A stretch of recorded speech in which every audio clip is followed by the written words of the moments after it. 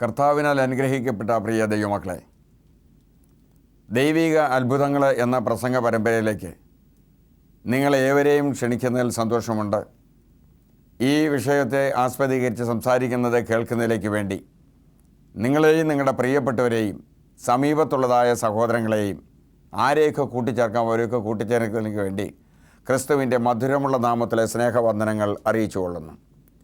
പ്രിയപ്പെട്ടവരെ, ഈ മനോഹരമായ വിഷയം ദൈവിക അത്ഭുതം, എത്ര മനോഹരമേറിയതായ വിഷയം. അത്ഭുതം പ്രവർത്തിക്കുന്നതായ ഒരു നല്ല ദൈവം കാലാകാലങ്ങളിലായി, പഴയ നിയമകാലത്തിലും പുതിയ നിയമകാലത്തിലും നമ്മുടെ കാലഘട്ടത്തിലും ദൈവം അത്ഭുതം പ്രവർത്തിക്കുന്നുണ്ട്.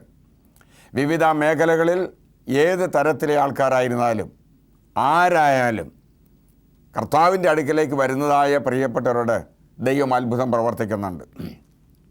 നാം പരിശോധിച്ച് നോക്കുകയാണെങ്കിൽ ബൈബിൾ പറയുന്നത്, കർത്താവിൻ്റെ അടുക്കൽ വന്നവരുടെ മേൽ എൻ്റെ കർത്താവ് അത്ഭുതവും അതിശയവും നടത്താതെ പോയിട്ടില്ല.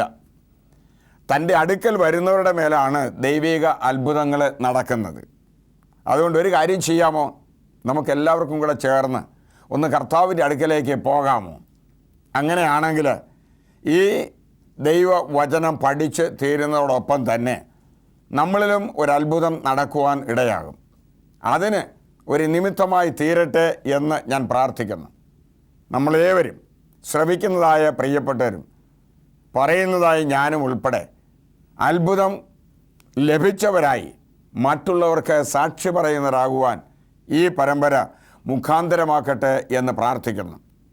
ഇന്നത്തെ ദിവസം ദൈവിക അത്ഭുതങ്ങൾ എന്ന പരമ്പരയിലേക്ക് സ്വാഗതം ചെയ്യുന്നതോടൊപ്പം തന്നെ ചിന്തിക്കാൻ പോകുന്ന വേദഭാഗം കൂടെ നാം വായിക്കുന്നത് ഉചിതമായിരിക്കും. കർത്താവിൻ്റെ പുസ്തകത്തിൽ പുതിയ നിയമത്തിൽ അപ്പോസ്തലനായ പൗലോസ് പറഞ്ഞിരിക്കുന്നതായ തൻ്റെ അനുഭവത്തിൽ ഉണ്ടായതായ ഒരു അനുഭവം, ഒരു മഹാത്ഭുതത്തെ വിവരിക്കുന്നുണ്ട്. അപ്പോസ്തല പ്രവൃത്തികളുടെ പുസ്തകം 16-ാം അധ്യായം 30-ാമത്തെ തിരുവചന വേദഭാഗം നാം വായിക്കുമ്പോൾ ഇങ്ങനെ കേൾക്കുന്നു: അവരെ പുറത്തു കൊണ്ടുവന്നു, യജമാനന്മാരെ രക്ഷപ്രാപിപ്പാൻ ഞാൻ എന്ത് ചെയ്യണം എന്ന് ചോദിച്ചു. ഒരു ചോദ്യം ഇവിടെ ഉയരുകയാണ്. സാധാരണഗതിയിൽ ചോദ്യം ചോദിക്കുന്നത് കോളേജിലും യൂണിവേഴ്സിറ്റിയിലും സ്കൂളിലും പഠിക്കുന്നതായ വിദ്യാഭ്യാസം നടത്തുന്ന കുഞ്ഞുങ്ങളത്രേ. ആ ചോദ്യം കേൾക്കുമ്പോൾ അതിന് മുമ്പിൽ നിൽക്കുന്നതായ ആൾ അതിന് ഉത്തരം നൽകേണ്ടത് ആവശ്യമാണ്. ഇവിടെ ഒരാൾ മറ്റ് ചില വ്യക്തികളോട് ചോദിക്കണം, യജമാനന്മാരെ രക്ഷപ്രാപിക്കുവാൻ ഞാൻ എന്ത് ചെയ്യണം? ഏദൻ തോട്ടം മുതൽ ഇന്ന് വരെ മനുഷ്യരാശി ചോദിക്കുന്നതായ ഏറ്റവും വലിയൊരു ചോദ്യം. രക്ഷ പ്രാപിക്കുന്നതിലേക്ക് വേണ്ടി മനുഷ്യൻ ഒരുപാട് മാർഗങ്ങൾ സ്വീകരിക്കുന്നുണ്ട്. തലമുണ്ടനം ചെയ്യുന്നവരുണ്ട്, അവിടെ ഇവിടെയും പോയി മോക്ഷ യാത്രകൾ നടത്തുന്ന ആൾക്കാരുണ്ട്. കയ്യിലും ശരീരത്തിൻ്റെ വിവിധ ഭാഗങ്ങളിലും അനേകർ പ്രാർത്ഥിച്ചു കൊടുക്കുന്നതായ നൂലുകളൊക്കെ കെട്ടിക്കൊണ്ട് ആളുകൾ രക്ഷപ്രാപിക്കുവാൻ ആഗ്രഹിക്കുന്നു. ഇവിടെയും ചോദിക്കുകയാണ്, രക്ഷപ്രാപിക്കുവാൻ ഞാൻ എന്ത് ചെയ്യണം? നല്ല ചോദ്യമാണ്. ഉത്തരം വേദപുസ്തകത്തിൽ നിന്ന് നമുക്ക് കണ്ടെത്തുവാൻ തൊക്കണം. ഇന്നത്തെ ദിവസം ഒന്ന് ചിന്തിക്കാമോ? ഫിലിപ്പിയ പട്ടണത്തിൽ സുവിശേഷം അറിയിച്ചതായ പൗലോസിനെയും ശീലാസിനെയും അധികാരികൾ കോൽ കൊണ്ടടിപ്പിച്ച് ജയിലിറയ്ക്കുള്ളിൽ അടച്ചു. ജയിലിൻ്റെ ഇരുമ്പഴികളോ ശരീരത്തെ ബന്ധിരിച്ച ചങ്ങലകളോ അധികാരികളുടെ കർശന നിയമങ്ങളോ ശക്തമായ കാവലോ ഒന്നും പൗലോസിനെയും ശീലാസിനെയും ദൈവസ്നേഹത്തിൽ നിന്ന് അകറ്റുവാൻ കഴിഞ്ഞില്ല എന്ന് ഈ വേദഭാഗം വായിക്കുമ്പോൾ മനസ്സിലാക്കാൻ കഴിയുന്നു. ഇതിൻ്റെ പശ്ചാത്തലം മനസ്സിലാക്കണമെങ്കിൽ 16-ാം അധ്യായത്തിൻ്റെ 16-ാം വാക്യം മുതലേ പെട്ടെന്ന് ചിന്തിക്കാം. അവിടെ ദൈവദാസന്മാർ പറയുന്നു, ഞങ്ങൾ പ്രാർത്ഥനാ സ്ഥലത്തേക്ക് ചെല്ലുമ്പോൾ വെളിച്ചപ്പാടത്തിയായി ലക്ഷണം പറഞ്ഞ് യജമാനന്മാർക്ക് ലാഭം വരുത്തി കൊടുക്കുന്ന ഒരു പെൺകുട്ടിയെ പതിവായി കാണുമായിരുന്നു. അതൊരു പതിവായിരുന്നു.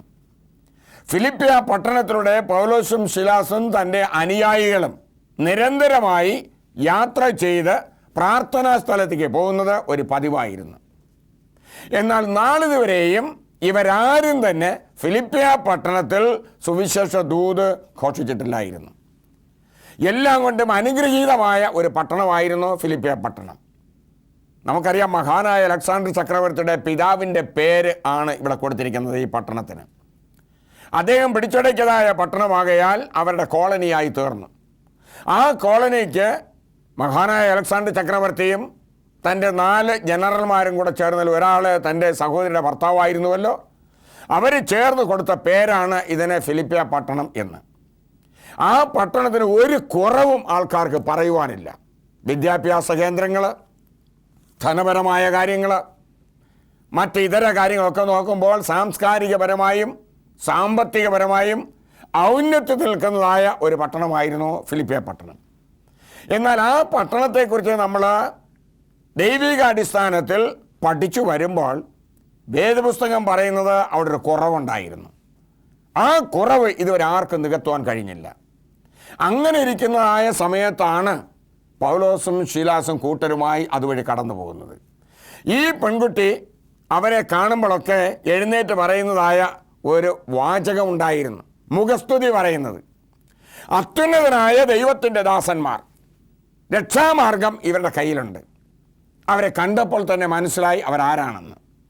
ഈ പിശാചിൻ്റെ തന്ത്രത്തിൽ കുരുങ്ങിയതായ പെൺകുട്ടി കണ്ടതായ ദൈവദാസന്മാരെക്കുറിച്ച് സാക്ഷി പറയുന്നത്, ഇവർ അത്യുന്നതനായ ദൈവത്തിൻ്റെ ദാസന്മാർ. Praise the Lord. സാധാരണക്കാരല്ല, ഉന്നതത്തിലിരിക്കുന്നവരല്ല, അത്യുന്നതങ്ങളിലിരിക്കുന്ന ദൈവത്തിൻ്റെ ദാസന്മാർ. അവരുടെ കയ്യിലുള്ളത് രക്ഷാമാർഗം. രക്ഷയാണല്ലോ നമുക്കൊന്ന് ആവശ്യം. അങ്ങനെ പലതവണ പറഞ്ഞുവെന്ന് ബൈബിൾ പറയുന്നു. അതുകൊണ്ട് ഇവരങ്ങ് മുഷിഞ്ഞു, കേട്ട് മുഷിഞ്ഞു. എന്നാൽ ഈ പ്രത്യേക ദിവസം ദൈവപുസ്തകം പറയുന്നത് അവരെ എന്ത് ചെയ്തു? ഒന്ന് തിരിഞ്ഞു നോക്കി. എന്നിട്ട് അവളിലുള്ള ഭൂതത്തോട് പറയാണ്, അവളെ വിട്ട് പോ. അതൊരു കമാൻഡായിരുന്നു, ഒരാജ്ഞയായിരുന്നു. ഒരപേക്ഷയല്ല, ഒരാജ്ഞയാണ്. ഇന്ന് ആളുകൾ പിശാചിനെ ഓടിക്കുന്നത് സർവ്വസാധാരണം കാണുന്നുണ്ട്. 8, 10, 15 ദിവസം ഉപവാസത്തോടു കൂടി ഇരുന്ന് കാര്യം ചെയ്ത് പറഞ്ഞയക്കുന്നു. എന്നാൽ അവിടെ ഇതൊന്നും കാണുന്നില്ല. യേശുക്രിസ്തുവിൻ്റെ നാമത്തിൽ ഞാൻ നിന്നോട് കൽപ്പിക്കുന്നു, അവളെ വിട്ട് പോ. അപ്പോൾ തന്നെ ദൈവവചനം പറയുന്നു, അവളെ വിട്ടുപോയി. ആ അമാനുഷികമായ ശക്തി അവിടെ നിന്ന് വിട്ടുപോയപ്പോൾ ലാഭം കൊയ്തുകൊണ്ടിരുന്ന യജമാനന്മാർക്ക് പെട്ടെന്നുണ്ടായതായ ദേഷ്യവും നാളിതുവരെ അറിയാത്തതായ കാര്യങ്ങൾ പറഞ്ഞു നല്ല കുറ്റവും ചുമത്തിക്കൊണ്ട് ഈ ദൈവദാസന്മാരെ ചന്തസ്ഥലത്തേക്ക് വലിച്ചഴച്ച് കൊണ്ടുപോയി എന്ന് വചനം പഠിപ്പിക്കുകയും അവിടെയുള്ളതായ അധിപതികളുടെ മുമ്പിൽ ഏൽപ്പിക്കുകയും കോൽ കൊണ്ട് അടിപ്പിക്കുകയും വസ്ത്രം പറിച്ച് ഉരിഞ്ഞുകളയുകയും ചെയ്തു എന്ന് വചനം പഠിപ്പിക്കുന്നു. തീർന്നില്ല, ഇത്രയും ചെയ്തതിന് ശേഷം ജയിലിലാക്കി. അമർഷം തീരുന്നില്ല, അവരെ ഉള്ളിൽ ജയിലിലാക്കാനാണ് പറയുന്നത്. അകത്തെ തളത്തിൽ ജയിലെന്ന് കേൾക്കുമ്പോൾ തന്നെ പ്രയാസമാണ്. അകത്തളവെന്ന് കേൾക്കുമ്പോൾ അതിനേക്കാൾ പ്രയാസം. കയ്യും കാലും ആപത്തിലിട്ട് പൂട്ടി എന്ന് പറയുന്നു. ആകാശത്തുമല്ല, നിലത്തുമല്ല. അങ്ങനെ ദുരിതം അനുഭവിച്ചതായ അവരെ പകൽക്കാലം അങ്ങ് കഴിഞ്ഞു കൂട്ടി. പകല് കഴിഞ്ഞു ദൈവത്തിൻ്റെ വചനം പരിശോധിക്കുമ്പോൾ 16-ാം അധ്യായത്തിൻ്റെ 25 മുതൽ ദൈവപുസ്തകം നമ്മെ പഠിപ്പിക്കുന്നത് അർദ്ധരാത്രിക്ക് പൗലോസും ശീലാസും പ്രാർത്ഥിച്ച് ദൈവത്തെ സ്തുതിച്ചു. സ്തുതിക്കുന്നത് നേരുള്ളവർക്ക് ഉചിതമാണ്. നമ്മൾ പലപ്പോഴും ദൈവത്തെ സ്തുതിക്കുന്നത് കുഞ്ഞുങ്ങളുടെ വിദ്യാഭ്യാസത്തിൽ വിജയം ഉണ്ടാകുമ്പോൾ, കുടുംബത്തിലെ വിവാഹം നടക്കുമ്പോൾ, പുതിയ കാറ് വാങ്ങുമ്പോൾ, കുറച്ച് സ്ഥലത്തിൻ്റെ പ്രമാണം നടക്കുമ്പോൾ, അപ്പോഴൊക്കെ നമ്മൾ ദൈവത്തെ സ്തുതിക്കും. ഏതെങ്കിലും പ്രയാസം വരുമ്പോഴോ, മക്കൾ പരീക്ഷയിൽ തോക്കുമ്പോഴോ, പരാജിതരാകുമ്പോഴോ, കിട്ടിയ ജോലി നഷ്ടപ്പെടുമ്പോഴോ ആരെങ്കിലും ദൈവത്തെ സ്തുതിക്കുന്നുണ്ടോ? സ്തോത്രം ചെയ്യുന്നുണ്ടോ? ചെയ്യുന്നില്ല. 34-ാം സങ്കീർത്തനത്തിൽ പറയുന്നു, ഞാൻ യഹോവയെ എല്ലാ കാലത്തും വാഴ്ത്തും, അവൻ്റെ സ്തുതി എപ്പോഴും എൻ്റെ നാവിന്മേൽ ഉണ്ടായിരിക്കും. അത് ഏത് കാലമായാലും, നല്ല കാലമോ കഷ്ടകാലമോ ദുഃഖമോ ദാരിദ്ര്യമോ പട്ടിണിയോ ഏത് പ്രതിസന്ധിയോ സന്തോഷമോ സൗഭാഗ്യമോ ഐശ്വര്യമോ, ഞാൻ യഹോവയെ എല്ലാ കാലത്തും വാഴ്ത്തും. ഇവിടെ ദൈവദാസന്മാർ വേദപുസ്തകത്തിൽ പറയുന്നത് അർദ്ധരാത്രിക്ക് പൗലോസും ശീലാസും പ്രാർത്ഥിച്ച് ദൈവത്തെ സ്തുതിച്ചു. അർദ്ധരാത്രി പ്രാർത്ഥിക്കുവാൻ, ദൈവത്തെ സ്തുതിക്കുവാൻ ഇന്ന സമയം എന്നില്ല. ലഭിക്കുന്ന സന്ദർഭത്തിൽ ദൈവത്തെ സ്തുതിക്കുക, ദൈവത്തെക്കുറിച്ച് പാടുക, ദൈവത്തോട് സംസാരിക്കുക. എൻ്റെ കയ്യിലിരിക്കുന്ന വേദപുസ്തകം നമ്മൾ വായിക്കുമ്പോൾ ഇതിലൂടെ ദൈവം എന്നോട് സംസാരിക്കുന്നു. ഞാൻ മുട്ടുകുത്തി ദൈവത്തോട് പ്രാർത്ഥിക്കുമ്പോൾ ഞാൻ ദൈവത്തോട് സംസാരിക്കുന്നു. അപ്പോൾ അന്യോന്യം ഞങ്ങൾ തമ്മിലൊരു ബന്ധം, വചനത്തിലൂടെ അദ്ദേഹം എന്നോടും പ്രാർത്ഥനയിലൂടെ ഞാൻ അദ്ദേഹത്തോടും സംസാരിക്കുന്നുണ്ട്. ആ ബന്ധമാണ് പൗലോസ് കാണിക്കുന്നത്. പാടി ദൈവത്തെ സ്തുതിച്ചു. ആ സ്തുതി ചെയ്യുമ്പോൾ തടവുകാർ അത് ശ്രദ്ധിച്ചുകൊണ്ടിരുന്നു. ഒരു കാര്യം പറയാൻ ഞാൻ ആഗ്രഹിക്കുന്നു. എന്താണെന്നറിയാമോ? നമ്മുടെ വീടുകളിൽ നിന്ന് നടക്കുന്ന സംഭവങ്ങൾ അടുത്തുള്ള ആൾക്കാർ കേൾക്കുന്നു, വീക്ഷിക്കുന്നു, ശ്രമിക്കുന്നു എന്ന കാര്യം ഓരോ വീട്ടുകാരും മനസ്സിലാക്കേണ്ടിയിരിക്കുന്നു. അപ്പനമ്മമാർ മനസ്സിലാക്കേണ്ടിയിരിക്കുന്നു. കാരണം ജയിലിൽ നിന്ന് നാളിതുവരെ ആരും പാടുകയോ പ്രാർത്ഥിക്കുന്നതോ കേട്ടിട്ടില്ല.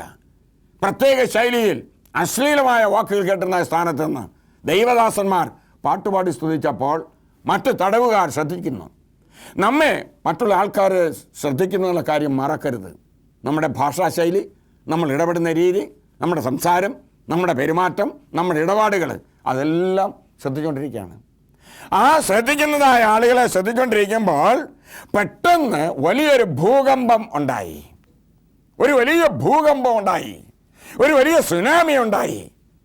കേട്ടുവല്ലോ, വർഷങ്ങൾക്ക് മുമ്പ് ഇന്ത്യ മഹാസാമ്രാജ്യത്തിൽ, കൊച്ചു കേരളത്തിലും തമിഴ്നാട്ടിലും സുനാമിയുടെ കൊടും ക്രൂരത. എന്തിനേറെ അല്പ ദിവസങ്ങൾക്ക് മുമ്പ് ജപ്പാനിൽ നടന്നതായ സുനാമിയും ആ ദുരന്തത്തിലുണ്ടായതായ കഷ്ടതകളും. മോചനം ഇതുവരെ ആളുകൾക്ക് ഉണ്ടായിട്ടില്ല. ഇന്നും പ്രതിസന്ധിയാണ്. എന്നാൽ ഇവിടെ പറയുന്നു, ദൈവദാസന്മാർ പാട്ടുപാടി ദൈവത്തെ സ്തുതിച്ചപ്പോൾ ഒരു വലിയ ഭൂകമ്പം ഉണ്ടായി. ആ ഭൂകമ്പത്തിൽ കാരാഗ്രഹത്തിൻ്റെ അടിസ്ഥാനം കുലുങ്ങി. ചിന്തിച്ചോണ്, ഡൈനാമിറ്റ് വെച്ച് പൊട്ടിച്ചില്ല, പീരങ്കികൾ ഉപയോഗിച്ചില്ല, ബോംബാക്രമണങ്ങളൊന്നും നടന്നില്ല, ആരുടെയും കരവിരുത് അവിടെ ഉണ്ടായില്ല. ദൈവത്തിൻ്റെ കുഞ്ഞുങ്ങൾ പാട്ടുപാടി ദൈവത്തെ സ്തുതിച്ചു. എൻ്റെ കൈവശമുള്ള വേദപുസ്തകം പറയുന്നത് പൗലോസ് പാട്ടുപാടിയപ്പോൾ ശീലാസ് ശ്രദ്ധിച്ചുകൊണ്ടിരുന്നു എന്നല്ല. ശീലാസ് പ്രാർത്ഥിച്ചപ്പോൾ പൗലോസ് ശ്രദ്ധിച്ചു എന്നുള്ളതല്ല.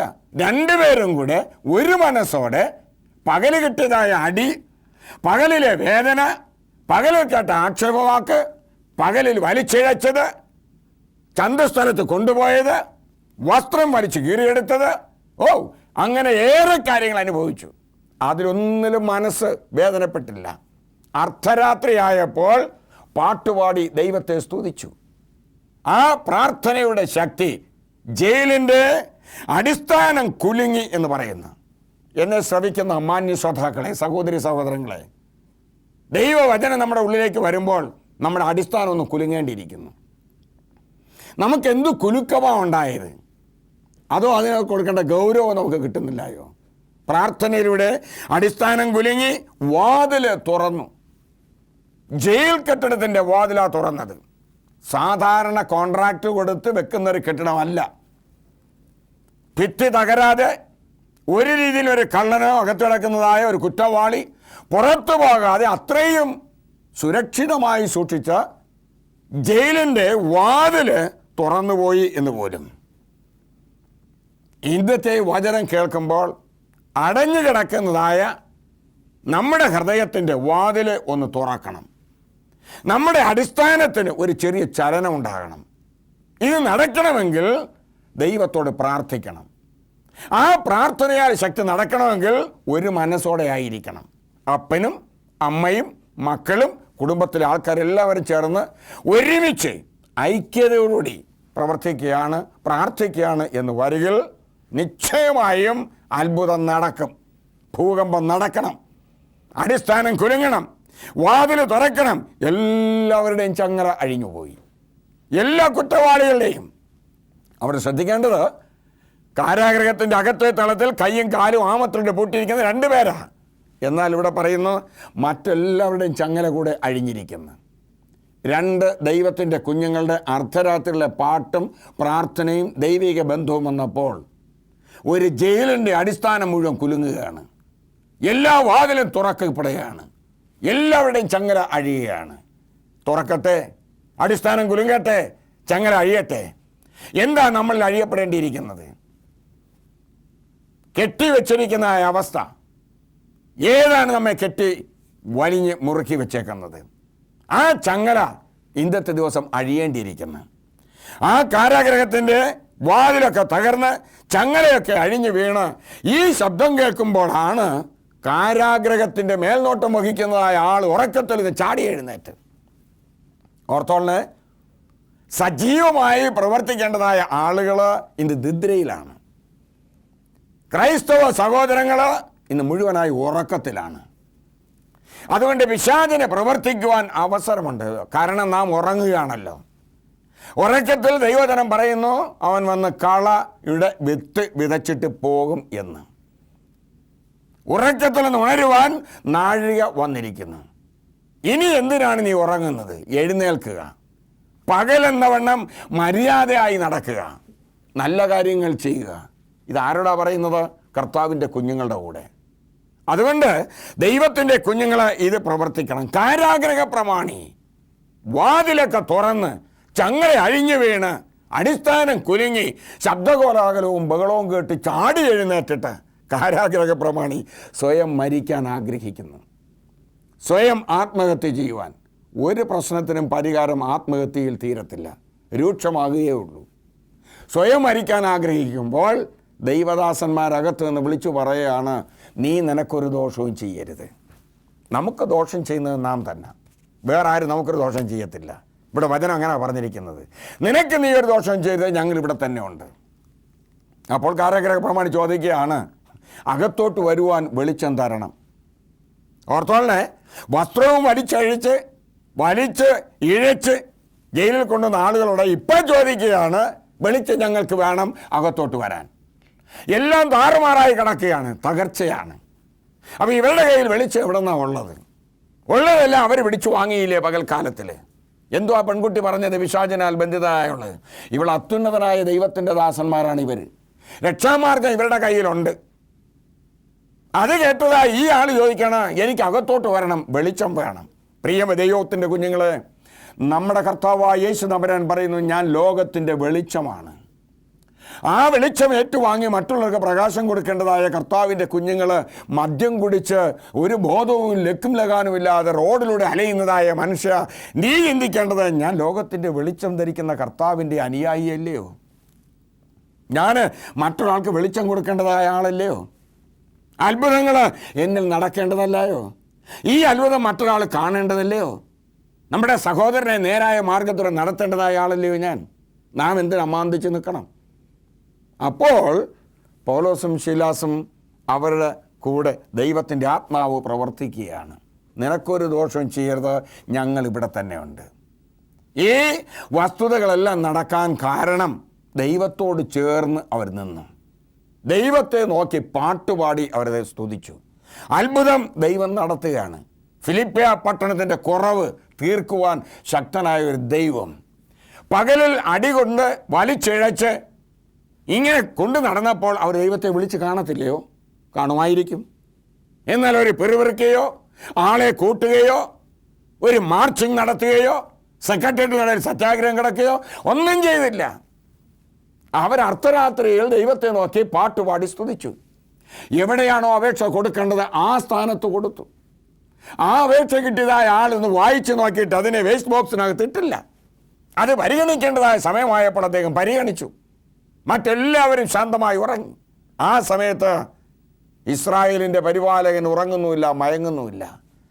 ലോക സൃഷ്ടിപ്പ് മുതൽ ഇന്ന് വരെയും നമുക്ക് വേണ്ടി മാത്രം കരുതുന്ന ദൈവം, ഉറങ്ങാതെ മയങ്ങാതെ നമ്മുടെ ക്ഷമകാര്യം നോക്കിയിരിക്കുന്ന ദൈവം, അർദ്ധരാത്രിയുടെ യാമങ്ങളിലെ മറ്റെല്ലാ തടവുകാരും ഉറങ്ങിക്കിടക്കുമ്പോൾ ദൈവകുഞ്ഞുങ്ങൾ പാട്ടുപാടി സ്തുതിച്ചു. ആ പ്രാർത്ഥനയും പാട്ടും സ്തുതിയും കേൾക്കുവാൻ കാതോർത്തിരിക്കുന്ന ദൈവം കേട്ടുകഴിഞ്ഞപ്പോൾ തൻ്റെ സൈന്യത്തെ അവിടത്തേക്ക് അയച്ചു. അത്ഭുതം നടത്തുകയാണ്. കാരാഗ്രഹം തകർച്ചയിലായി. എന്തിനാ? ഫിലിപ്പിയ പട്ടണത്തിൻ്റെ കുറവ് തീരേണ്ടിയിരിക്കുന്നു. എന്തുമായിരുന്നു ആ പട്ടണത്തിൻ്റെ കുറവ്? എല്ലാ സൗഭാഗ്യമുണ്ട് എന്ന് ആരംഭത്തിൽ ഞാൻ പറഞ്ഞുവല്ലോ. സകല അനുഗ്രഹങ്ങളും. കാരണം റോമൻകാരുടെ ഒരു കോളനിയാണ്. ഫിലിപ്പ് രാജാവ് പിടിച്ചടക്കിയതല്ലയോ? എല്ലാം അവിടെ ഉണ്ട്, സൗഭാഗ്യങ്ങളെല്ലാം ഉണ്ട്, ഒരു കുറവുമില്ല, എല്ലാ അനുഗ്രഹങ്ങളും. പക്ഷെങ്കിൽ കുറവ് എന്താണെന്ന് അറിയാമോ? നാളിതുവരെ അവർ യേശുക്രിസ്തുവിനെ അറിഞ്ഞിട്ടില്ല, കർത്താവിൻ്റെ ദിവ്യ സ്നേഹത്തെ അറിയത്തില്ല. എന്നാൽ ഇതുവഴി ദൈവദാസന്മാർ പതിവായി പോകുന്നുണ്ട് പ്രാർത്ഥിക്കുവാൻ മറ്റൊരു സ്ഥലത്ത്. ഈ സ്ഥലത്തെ നോക്കാതെ ആരോട് പ്രവർത്തിക്കുന്നു? പിശാച് അവസരം ഒരുക്കി കൊടുക്കുകയാണ്. എന്താ പറഞ്ഞത്? അത്യുന്നതനായ ദൈവത്തിൻ്റെ ദാസന്മാർ ഇതാ പോകുന്നു. രക്ഷാമാർഗം ഇവരുടെ കയ്യിലുണ്ട്, എൻ്റെ കയ്യിൽ രക്ഷാമാർഗമില്ല. ഞാൻ അത്യുന്നതനായ ദൈവത്തിൻ്റെ ദാസനല്ല. എന്നാൽ ഞാനിരിക്കുന്ന ഈ പെൺകുട്ടി മുഖം നോക്കി ലക്ഷണം പറയുന്നുണ്ട്. എന്നാൽ ഞാൻ ദൈവത്തിൻ്റെ ദാസനല്ല. രക്ഷാമാർഗം തരാൻ എന്നെക്കൊണ്ട് കഴിയത്തില്ല. ആര് പറയുന്നത്? പിശാച് പറയുകയാണ്. ദൈവത്തിന് മാത്രമേ ഒരാളെ രക്ഷിക്കാൻ കഴിയത്തുള്ളൂ, അത്ഭുതം നടത്താൻ കഴിയത്തുള്ളൂ. അത് പിശാചാ സാക്ഷ്യം പറഞ്ഞിരിക്കുന്നത്. ആ ദൈവദാസന്മാരെ ഇവിടെ ഈ അനുഗ്രഹം പറഞ്ഞു കൊടുക്കാതെ പോയത് കൊണ്ട് സർവേശ്വരനായ ദൈവം പകൽക്കാലത്ത് അവരുടെ പ്രാർത്ഥന ഒരുപക്ഷെങ്കിൽ കേട്ടില്ലായിരിക്കും. രാത്രിയിൽ പാട്ടും പ്രാർത്ഥനയും ആയപ്പോൾ ദൈവത്തിന് അടങ്ങിയിരിക്കാൻ കഴിഞ്ഞില്ല. ദൈവകുഞ്ഞുങ്ങളെ, ആത്മാർത്ഥമായി ഒരുമനപ്പെട്ട് പാട്ടുപാടി പ്രാർത്ഥിക്കുന്നവൻ്റെ പ്രാർത്ഥന സ്വർഗത്തിലേക്ക് ചെന്ന് കഴിയുമ്പോൾ സ്വർഗത്തിലെ ദൈവത്തിന് അടങ്ങിയിരിക്കാൻ കഴിയത്തില്ല. Price the Lord. അദ്ദേഹം തൻ്റെ സൈന്യത്തെ ദേശത്തിലേക്ക് അയക്കും, നിൻ്റെ വീട്ടിലേക്ക് അയക്കും, നിന്നിലേക്ക് അയക്കും. ഈ അത്ഭുതം നടന്ന് രക്ഷാമാർഗം ചോദിച്ച് വെളിച്ചം ചോദിക്കുമ്പോൾ അപ്പോസ്തലനായ പൗലോസും പറയുന്നു, ശീലാസും കൂടെ പറയുന്നു, നീ ഒരു ദോഷവും ചെയ്യരുത്, ഞങ്ങളെല്ലാവരും ഇവിടെ തന്നെ ഉണ്ട്. താഴോട്ടുള്ള ഭാഗം വായിക്കുമ്പോൾ രസാവകമായ ഒത്തിരി കാര്യങ്ങളുണ്ട്. പറഞ്ഞയക്കുവാൻ ശ്രമിക്കുന്നു. അവരിരുവരും ചേർന്ന് പറയുന്നു, അങ്ങനെ ഞങ്ങൾ പോവില്ല, അങ്ങനെ പോകാൻ കഴിയത്തില്ല ഞങ്ങൾക്ക്. നിങ്ങൾ ഞങ്ങളെ പരസ്യമായി പിടിച്ച് തല്ലി ഇവിടെ കൊണ്ടുവന്നിട്ട് രഹസ്യമായി വിടാൻ പോവുകയാണ്. അങ്ങനെ പോകത്തില്ല. ആ വിവരം അറിഞ്ഞ് മേലുദ്യോഗസ്ഥൻ തൊട്ട് താഴെയുള്ളതായ ആൾക്കാർ വരെ, ഫിലിപ്പിയ പട്ടണത്തിലുള്ളതായ സകല ആൾക്കാരും ആ ജയിലിൻ്റെ ചുറ്റിലും അവിടെ തടിച്ചുകൂടി. കോളേജ് വിദ്യാർത്ഥികൾ, ഹൈസ്കൂൾ വിദ്യാർത്ഥികൾ, ഓഫീസ് ജീവനക്കാർ, സാധാരണ ജീവനക്കാർ, അവിടെ ഇവിടെയും പണിക്ക് പോകേണ്ടവർ എല്ലാവരും വാർത്ത അറിഞ്ഞ് അവിടെ കൂടി. കാരണം ജയിലിടിഞ്ഞ് കിടക്കുകയാണ്. വാതിൽ താഴ്ന്ന് നടക്കി, അടിസ്ഥാനം കുരുങ്ങി. കാണാൻ വന്നതായ ആളുകൾ, ആയിരക്കണക്കിന് ആൾക്കാർ കൂടിയപ്പോൾ പൗലോസും ശീലാസും നേരത്തെ നമ്മൾ വായിച്ചതായ വാക്യമുണ്ടല്ലോ, 30-ാം വാക്യത്തിൽ അവരെ പുറത്തു കൊണ്ടുവന്ന് യജമാനന്മാരെ രക്ഷപ്രാപിപ്പാൻ എന്ത് ചെയ്യണം? അപ്പോൾ അവർ വായി തുറന്നു. 31-ാമത്തെ വാക്യത്തിൽ അതിനുത്തരം കൊടുക്കുന്നു. എന്താണെന്നറിയാമോ? കർത്താവായ യേശുവിൽ വിശ്വസിക്കുക, എന്നാൽ നീ നിൻ്റെ കുടുംബവും രക്ഷപ്രാപിക്കും. ഒന്ന് ചിന്തിക്ക്. ചോദ്യത്തിന് ഉത്തരം കണ്ടെത്തുവാൻ സമയമായി. അവരിടപെടാൻ തുടങ്ങി. സർവേശ്വരനായ ദൈവം ഇടപെടാൻ തുടങ്ങി. അവരുടെ ഉള്ളിൽ ശാന്തമായി പറഞ്ഞു, വായി തുറന്ന് പറ, അവിടുത്തെ കുറവ് നികരട്ടെ. എന്താ? കർത്താവായ യേശു ക്രിസ്തുവിൽ വിശ്വസിക്കുക, നീ നിൻ്റെ കുടുംബവും രക്ഷപ്രാപിക്കും. എന്നെ ശ്രവിക്കുന്ന മാന്യ ശ്രോതാവേ, നീ നിൻ്റെ കുടുംബവും രക്ഷപ്രാപിക്കണ്ടേ? ഈ ഒരു അനുഗ്രഹം നിൻ്റെ വീട്ടിൽ നടക്കണ്ടേ? ഈ മഹാത്ഭുതം നിൻ്റെ വീട്ടിൽ നടക്കണ്ടേ? വേണമെങ്കിൽ നിൻ്റെ അടിസ്ഥാനം ഒന്ന് കുലുങ്ങേണ്ടിയിരിക്കുന്നു, നിൻ്റെ വാതിൽ ഒന്ന് തുറക്കേണ്ടിയിരിക്കുന്നു, നിന്നിലെ ചങ്ങല അഴിഞ്ഞു വീഴേണ്ടിയിരിക്കുന്നു, നിൻ്റെ സ്വഭാവം ഒന്ന് മാറേണ്ടിയിരിക്കുന്നു, നിൻ്റെ നടപ്പ് ഒന്ന് മാറേണ്ടിയിരിക്കുന്നു, എല്ലാ മേഖലയിലും നീ ഒന്ന് മാറേണ്ടിയിരിക്കുന്നു. അങ്ങനെയെങ്കിൽ നിന്നിലൂടെ ഒരു മഹാത്ഭുതം ഇതാ നടക്കാൻ പോവുകയാണ്. അതിനുവേണ്ടി സർവേശ്വരൻ ഇന്നത്തെ ദിവസത്തിൽ നിങ്ങളെ ഉപയോഗിക്കാൻ പോവുക. നിനക്ക് പാട്ടുപാടാമോ? വായ് തുറക്കാമോ? ഒന്ന് സ്തുതിക്കാമോ? അതെ, അത്ഭുതം നടക്കട്ടെ. എല്ലാ കവാടങ്ങളും അടയപ്പെടുമ്പോൾ സർവേശ്വരൻ ഇടപെട്ട് നിന്നെ അനുഗ്രഹിക്കുവാൻ ഇതാ നമ്മുടെ മുമ്പിൽ വന്നെത്തിയിരിക്കുന്നു. അർദ്ധരാത്രിയെന്നോ പകലെന്നോ നട്ടുച്ചയെന്നോ, ഏത് സമയത്തും വിളിക്കുക. നമ്മെ അനുഗ്രഹിക്കുവാൻ, നമ്മളിൽ അത്ഭുതം കാണുവാൻ ദൈവം ഇച്ഛിക്കുന്നു. അത് മറ്റുള്ളവർ കാണട്ടെ, ചുറ്റുമുള്ളവർ കേൾക്കട്ടെ. മറ്റ് കൂടെയുള്ളതായ ജയിലിൽ മറ്റുള്ളവർ കേൾക്കട്ടെ, ചുറ്റുമുള്ളവർ അറിയട്ടെ ഞാൻ ആര് എന്ത് എന്ന്. അത്ഭുതം നടത്തുവാൻ സന്നദ്ധമാണെങ്കിൽ, നിൻ്റെ കുടുംബം ഒരുക്കമാണെങ്കിൽ നമുക്ക് ഒരുമിച്ച് പ്രാർത്ഥിക്കാമോ? ദൈവത്തെ സ്തുതിക്കാമോ? കണ്ണടയ്ക്ക് ദൈവത്തോട് പ്രാർത്ഥിക്കാം. സ്നേഹസമ്പന്നനായ ഞങ്ങളുടെ നല്ല കർത്താവേ, മഹത്വമേറിയതായ തിരുസന്നിധിയിലെ കാര്യങ്ങൾ കുടുംബമായി ഇതാ വരുന്നു. കേൾപ്പിച്ച വചനത്തിനായി നന്ദിയോടെ സ്തോത്രം. ഫിലിപ്പിയ പട്ടണത്തിലുണ്ടായതായ അനുഗ്രഹം എൻ്റെ വീട്ടിലും നാട്ടിലുണ്ടാകണം കർത്താവേ. പാട്ടുപാടി സ്തുതിച്ചുകൊണ്ട് അങ്ങയുടെ സന്നിധിയിലേക്ക് വരാൻ ആഗ്രഹിക്കുന്നു. ബലഹീനത ക്ഷമിക്കണം, പാപത്തെ പുറത്തു തരണം. വലിയവനായ ദൈവം ഞങ്ങളുടെ ഉള്ളിലേക്ക് വരണം. എൻ്റെ കുടുംബം രക്ഷപ്രാപിക്കണം, എൻ്റെ കുഞ്ഞുങ്ങൾ അനുഗ്രഹിക്കപ്പെടണം. ഞാനും എൻ്റെ കുടുംബവുമോ കർത്താവിനെ സേവിക്കണം. അതിന് പരിശുദ്ധാത്മാവിൻ്റെ ദൈവം അടിയങ്ങളെ സഹായിച്ച് ധന്യരാക്കണം. വീണ്ടും വരുന്ന യേശുവിൻ്റെ വിലയേറിയ നാമത്തിൽ തന്നെ. ആമേൻ.